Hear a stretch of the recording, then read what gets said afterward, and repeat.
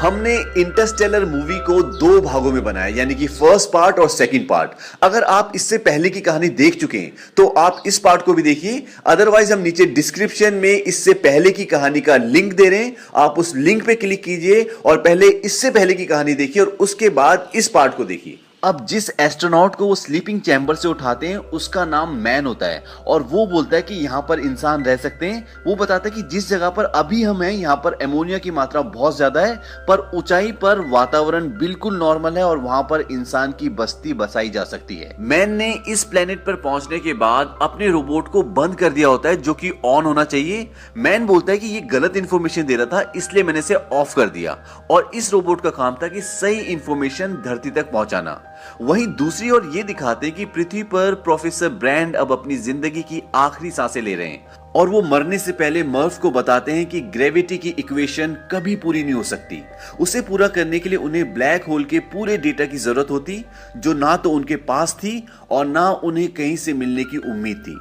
वो मर्फ को बोलते हैं कि प्लान नंबर 1 सिर्फ दिखावा था, असल में इस प्रोजेक्ट के जरिए सिर्फ प्लान नंबर 2 को पूरा करना था ताकि इंसान ऐसे प्लेनेट पर पहुंच सके जहां जीवन हो और वहां जाकर वो जो अपने साथ मानव के भ्रूण ले गए जिससे नए इंसानों को पैदा किया जा सकता है उससे नए इंसान पैदा करें और मानव जाति को बचा सके। मतलब आने वाले समय में पृथ्वी पर सारे लोग मर जाएंगे क्योंकि प्लान नंबर 1 तो पूरा हो ही नहीं सकता। अब मर्फ प्रोफेसर ब्रैंड की बेटी को वीडियो मैसेज रिकॉर्ड करके भेजती है और बोलती है कि प्रोफेसर ब्रैंड अब इस दुनिया में नहीं रहे और वो उन्हें वो सारी बातें बताती है जो प्रोफेसर ब्रैंड ने मरने से पहले मर्फ को बताई होती है। वो बोलते क्या इस धोखे के बारे में मेरे पिता को पता था? वो ये पूछते कि क्या आपको पता था? और इस मैसेज को कूपर भी देख लेता है, पर इस बारे में प्रोफेसर ब्रैंड की बेटी एमिली को कुछ भी पता नहीं होता। अब कूपर ये डिसाइड करता है कि वो इस ग्रह से सीधा पृथ्वी पर लौट जाएगा और अपने बच्चों से मिलेगा।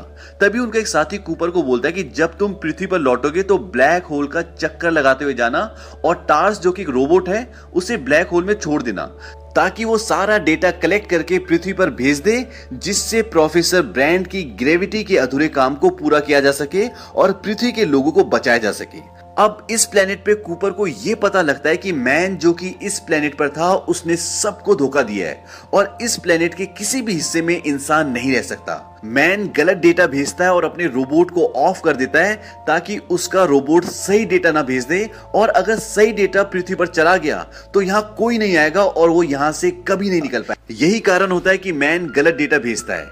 मैन कूपर को मारने की कोशिश भी करता है। दरअसल उसका प्लान होता है कि वो इन सब को मार दे और अकेला पृथ्वी पर जाए ताकि वहां जाकर वो कोई भी झूठी कहानी बना दे और उसे झूठा साबित करने के लिए वहां पर कोई ना हो। पर प्रोफेसर ब्रैंड की बेटी एमिली कूपर को बचा लेती है लेकिन वो उनके एक साथी को मार देता है।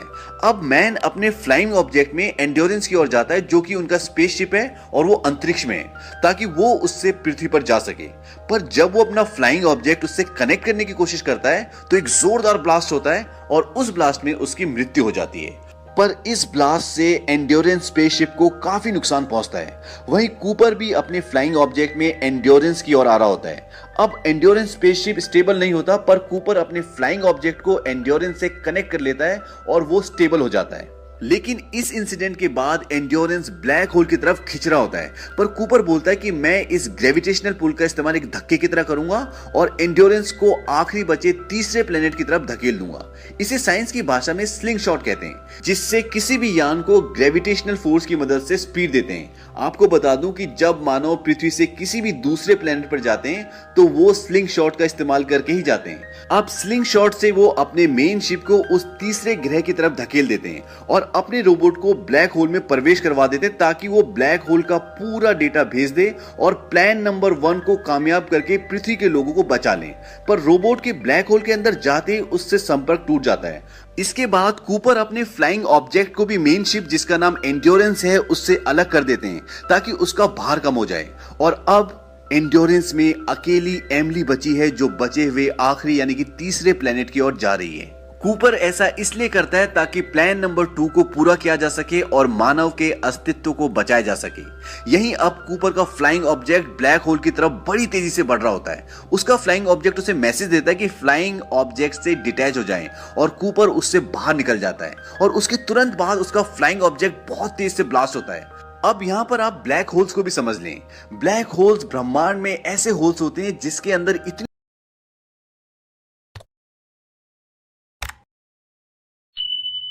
शक्ति होती है कि वो पूरे के पूरे प्लैनेट्स को निगल जाएं। और जैसे जैसे आप उसके अंदर जाते रहोगे वैसे वैसे उसकी चौड़ाई कम होती जाएगी और एक पॉइंट पर आकर वो खत्म हो जाएगा। पर जैसे ही कूपर बाहर निकलता है वो ब्लैक होल के अंदर ना जाकर एक टेसरेक्ट में पहुंच जाता है और अब कूपर का रोबोट भी उसके संपर्क में आ जाता है और वो भी इस जगह को देख सकता है। उसका रोबोट बताता है कि फिफ्थ डायमेंशन के लोगों ने ह्यूमैनिटी को बचाने के लिए ये टेसरेक्ट बनाया है और इस टेसरेक्ट में वो समय में आगे पीछे जाकर किसी भी पहलू को देख सकता है। वो इस टेसरेक्ट के जरिए अपने ही घर में बनी लाइब्रेरी में पहुंच जाता है जो उसकी बेटी मर्फ के कमरे में होती है, जहां उसे मर्फ दिखती है जो अभी बहुत छोटी है और कूपर किताबें गिराकर उसे अपनी मौजूदगी का एहसास करवाना चाहता है। पर मर्फ समझती है ये कोई घोस्ट है। आपको याद होगा बचपन में मर्फ कूपर को बोलती थी कि मेरे कमरे में घोस्ट है जो किताबें गिराता है और एक बार वो अपने पिता को ये भी बोलती है कि मुझे लगता है कि वो भूत आप ही हैं और सच में यही होता है। कूपर ही होता है जो उसके कमरे में किताबें गिराता था और वो ऐसा सिर्फ टेसरेक्ट के जरिए कर पाता है जिसकी मदद से वो पास में जा सकता है, पर वो यहाँ फंसा हुआ होता है, वो बात नहीं कर सकता। इसलिए कूपर मर्फ से कम्युनिकेट करने के लिए ग्रेविटी का इस्तेमाल करता है क्योंकि ग्रेविटी ही एक ऐसी चीज है जो हर डायमेंशन में होती है और धूल से जो मर्फ के कमरे में बाइनरी कोड्स की लाइंस बनी होती है वो भी ग्रेविटी की मदद से कूपर ने बनाई होती है। कूपर ही मर्फ को ग्रेविटी की मदद से अपने आप को जाने से रोकने का मैसेज देता है जिसे वो अपनी नोटबुक में नोट कर लेती है स्टे लिखकर। लेकिन सारी कोशिशों के बाद भी कूपर ये नहीं बता पाता कि वो किसी टेसरेक्ट में फंसा हुआ है और वही है जिसने ग्रेविटी की मदद से मैसेजेस भेजे हैं। तभी कूपर का रोबोट उसे बताता है कि उसे ब्लैक होल का सारा डेटा मिल गया है जिसकी मदद से वो प्रोफेसर ब्रैंड की ग्रेविटी की अधूरी इक्वेशन को पूरा कर सकते हैं और पृथ्वी के लोगों को बचा सकते हैं। यहां पर कूपर सारी गेम समझ जाता है। वो अपने रोबोट को बोलता है फिफ्थ डायमेंशन के लोगों ने मुझे नहीं चुना बल्कि मर्फ को चुना है। रोबोट बोलता है किस लिए? कूपर बोलता है दुनिया को बचाने के लिए और इसीलिए मैं यहां पर हूं। अब आप टेसरेक्ट को इस तरह भी समझ सकते हैं कि ये एक ऐसी जगह है जहां पर समय में आगे और पीछे देखा जा सकता है और इसे फिफ्थ डायमेंशन के लोगों ने बनाया यानी कि एडवांस लोगों ने बनाया है। और इसे क्यों बनाया है? ताकि वो इंसानों को बचा सके क्योंकि पृथ्वी अब खत्म हो रही है और जो एडवांस लोग हैं उन्हें पता है और वो कूपर के जरिए सारी इंफॉर्मेशन मर्फ तक पहुंचाना चाहते हैं और इसीलिए उन लोगों ने इस टेसरेक्ट को क्रिएट किया है ताकि यहां से कूपर सारी इंफॉर्मेशन मर्फ को दे दे और मर्फ पूरी दुनिया को बचा ले। इस हिस्से को आप एक बार फिर से समझ लें। फिफ्थ डायमेंशन के जो लोग होते हैं वो समय में आगे पीछे कहीं भी जा सकते हैं और कभी भी जा सकते हैं और फिफ्थ डायमेंशन के लोगों ने एक टेसरेक्ट बनाया है जहां पर अभी कूपर है, इसीलिए ये समय में आगे पीछे कहीं भी जा सकता है और इस समय में पीछे जाकर अपने ही घर की लाइब्रेरी देखता है और जहां पर उसे मर्फ दिखती है। अब सवाल ये उठता है कि इस टेसरेक्ट को मर्फ के रूम के पास ही क्यों बनाया जाता है? क्योंकि फिफ्थ डायमेंशन के लोग जानते हैं कि मर्फ नासा में साइंटिस्ट है और वो कूपर के थ्रू ब्लैक होल का सारा डेटा मर्फ को देना चाहते हैं ताकि वो ग्रेविटी की इक्वेशन को सुलझा ले और इस पूरी दुनिया को जो खत्म होने वाली है उसे बचा ले। अब समस्या यह है कि डेटा तो है पर कूपर उसे अपनी बेटी मर्फ तक पहुंचाए कैसे?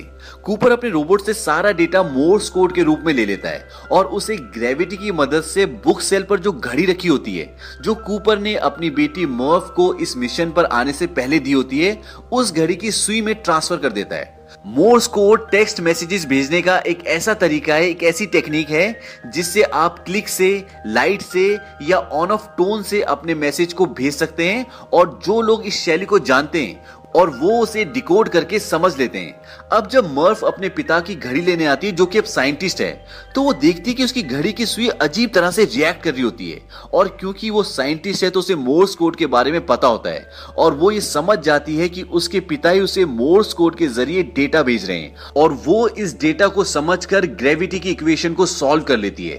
तभी जिस टेसरेक्ट में कूपर और उसका रोबोट होते हैं वो गायब होना शुरू हो जाता है और उन दोनों को इससे बाहर फेंक दिया जाता है। दरअसल फिफ्थ डायमेंशन के लोग कूपर के जरिए ब्लैक होल की सारी इंफॉर्मेशन पृथ्वी पर पहुंचाना चाहते थे, इसीलिए उन्होंने इस टेसरेक्ट को बनाया होता है। अब कूपर बाहर आ जाते हैं और उन्हें दूसरे एस्ट्रोनॉट्स ढूंढ लेते हैं। जब कूपर की आंख खुलती है तो वो एक स्पेस स्टेशन पर होते हैं। अब कूपर ने कुछ समय उस टेसरेक्ट में बिताया जो ब्लैक होल के लगभग अंदर ही होता है, तो वहां पर बिताया हुआ कुछ समय पृथ्वी पर कई सालों के बराबर होता है। कूपर की आंख खुलने के बाद जब वो स्पेस स्टेशन को देखते हैं तो वो देखते हैं उसका नाम कूपर स्टेशन होता है, पर ये उनके नाम पर नहीं बल्कि उनकी बेटी मर्फ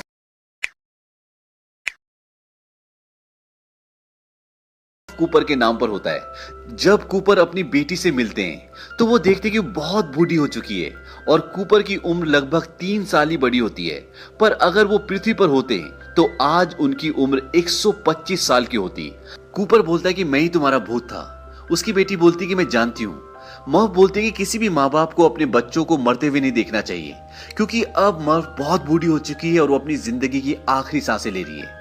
वो बोलती है कि तुम जाओ, यहाँ पर मेरे लिए मेरा परिवार है, मेरे बच्चे हैं। कूपर बोलता है कि कहाँ? वो बोलते हैं कि एमिली ब्रांड के पास, जो आखिरी प्लेनेट की।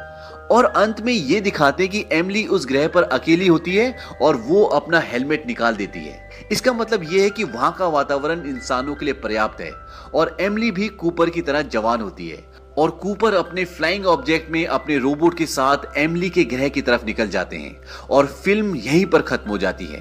इस मूवी के एंड से ये पता चलता है कि इसका सेकंड पार्ट जरूर बनेगा।